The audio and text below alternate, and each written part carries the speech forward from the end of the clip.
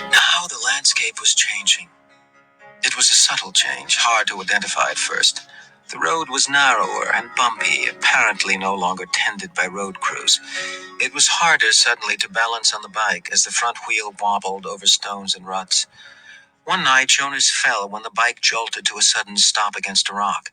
He grabbed instinctively for Gabriel, and the new child, strapped tightly in his seat, was uninjured, only frightened when the bike fell to its side.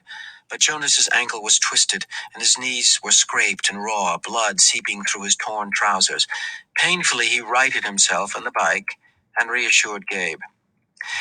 Tentatively, he began to ride in daylight. He had forgotten the fear of the searchers, who seemed to have diminished into the past. But now there were new fears. The unfamiliar landscape held hidden, unknown perils. Trees became more numerous, and the forests beside the road were dark and thick with mystery. They saw streams more frequently now and stopped often to drink. Jonas carefully washed his injured knees, wincing as he rubbed at the raw flesh. The constant ache of his swollen ankle was eased when he soaked it occasionally in the cold water that rushed through roadside gullies. He was newly aware that Gabriel's safety depended entirely upon his own continued strength. They saw their first waterfall, and for the first time wildlife. "Plane! Plane!" Gabriel called, and Jonas turned swiftly into the trees, though he had not seen planes in days, and he did not hear an aircraft engine now. When he stopped the bicycle in the shrubbery and turned to grab Gabe, he saw the small, chubby arm pointing toward the sky. Terrified, he looked up, but it was not a plane at all. Though he had never seen one before, he identified it from his fading memories, for the giver had given them to him often. It was a bird. Soon there were many birds along the way, soaring overhead, calling. They saw deer, and once beside the road, looking at them, curious and unafraid, a small, reddish-brown creature with a thick tail, whose name Jonas did not know. He slowed the bike, and they stared at one another until the creature turned away and disappeared into the woods. All of it was new to him. After a life of sameness and predictability, he was awed by the surprises that lay beyond each curve of the road. He slowed the bike again and again to look with wonder at wildflowers, to enjoy the throaty warble of a new bird nearby, or merely to watch the way wind shifted the leaves in the trees. During his 12 years in the community, he had never felt such simple moments of exquisite happiness. But there were desperate fears building in him now as well. The most relentless of his new fears was that they would starve. Now that they had left the cultivated fields behind them, it was almost impossible to find food. They finished the meager store of potatoes and carrots they had saved from the last agricultural area, and now they were always hungry. Jonas knelt by a stream and tried without success to catch a fish with his hands. Frustrated, he threw rocks into the water, knowing even as he did so that it was useless. Finally, in desperation, he fashioned a makeshift net, looping the strands of Gabriel's blanket around a curved stick.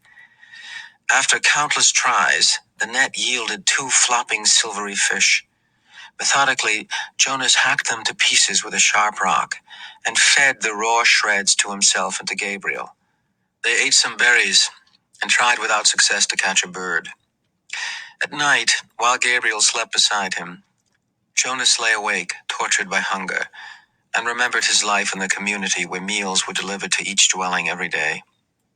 He tried to use the flagging power of his memory to recreate meals, and managed brief, tantalizing fragments, banquets with huge roasted meats, birthday parties with thick frosted cakes, and lush fruits picked and eaten, sun-warmed and dripping from trees.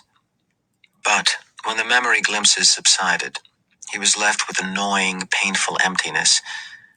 Jonas remembered suddenly and grimly the time in his childhood when he had been chastised for misusing a word. The word had been starving. "You have never been starving," he had been told. "You will never be starving." Now he was. If he had stayed in the community, he would not be. It was as simple as that. Once he had yearned for choice. Then, when he had had a choice, he had made the wrong one, the choice to leave. And now he was starving. But if he had stayed, his thoughts continued. If he had stayed, he would have starved in other ways. He would have lived a life hungry for feelings, for color, for love. And for Gabriel, there would have been no life at all. So there had not really been a choice. It became a struggle to ride the bicycle as Jonas weakened from lack of food and realized, at the same time, that he was encountering something he had for a long time yearned to see. Hills. His sprained ankle throbbed as he forced the pedal downward in an effort that was almost beyond him.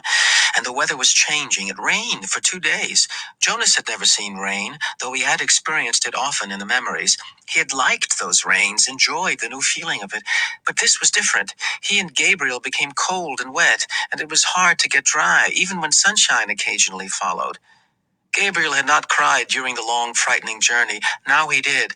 He cried because he was hungry and cold and terribly weak. Jonas cried, too, for the same reasons, and another reason as well. He wept because he was afraid now that he could not save Gabriel. He no longer cared about himself.